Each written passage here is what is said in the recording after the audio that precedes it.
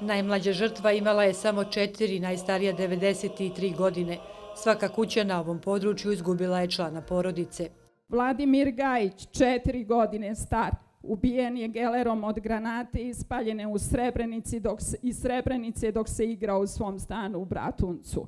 Biljana Nikolić imala je 7 godina, a Zorica Božić samo 12 godina kada su ubijene.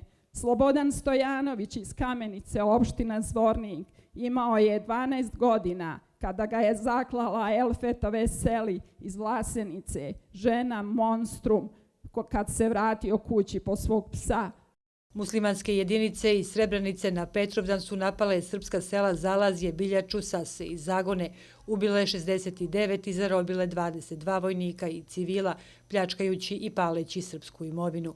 Selo Kravica je opljačkano i zapaljeno je 688 srpskih kuća na širem području Kravice. Oko 1000 stanovnika ostalo je bez domova u jednom danu. Tog dana bez jednog ili oba roditelja ostalo je 101 dijete. A oni koji nam tako široko grudo nude pomirenje, da zaboravimo, da praštamo, gdje su danas ovdje sa nama?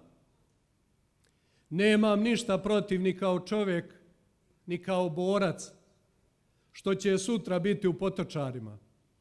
Imaju na to pravo.